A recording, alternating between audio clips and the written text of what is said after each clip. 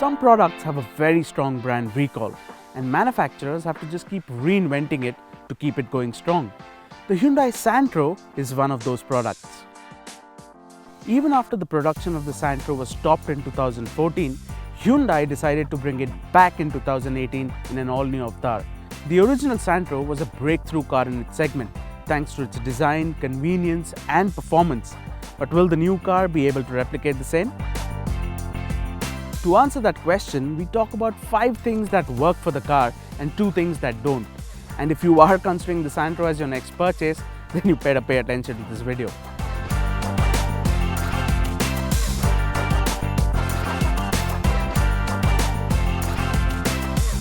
We already know Hyundai has a knack of making good quality interiors, and it's the same with the Santro. And we're stressing on quality here because the feel from the cabin is really good for a car in this segment. The plastics feel good, and so do the rubberized buttons below the music system. The smooth knobs and the plastic buttons also feel nice to hold and touch. Overall, given the fit and finish, the quality of materials and the way things fall into place, it surely feels like it comes from a segment higher.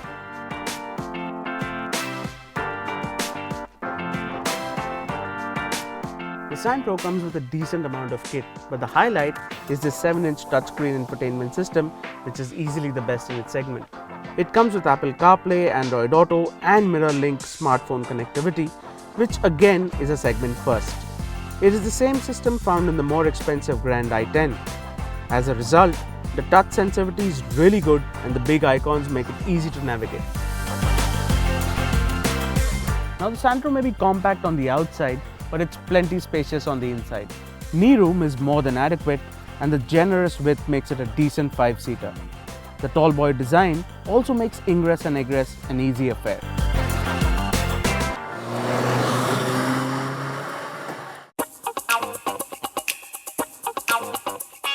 The Santro gets the familiar 1.1-litre 4-cylinder petrol engine. Being a city car, there's plenty of low-end torque, and the Santro is effortless to drive around town. What also helps are the light controls. The clutch is light, the gearbox is smooth, and the steering feels as easy as pie.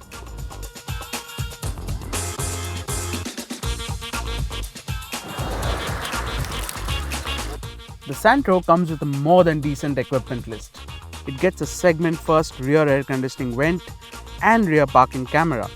There is also the electrically adjustable outside rear view mirrors, steering mounted controls, and a comprehensive trip meter. The driving position in the Santro is a love it for people with average height and a loathe it for the tall kind.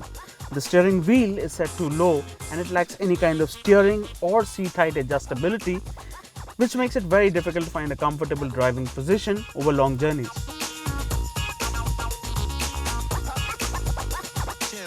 The Santro when shown the highways can get a little unsettling, especially towards the rear. The rear suspension also tends to get caught out by sharp potholes or expansion joints, which in turn jolts the rear passengers. But then it's a city car in the end, and the bouncy ride shouldn't really be a deal breaker. The Santro is a fine effort by Hyundai to raise the compact hatchback game, and as you saw, it clearly has more to look forward to than to point a finger at.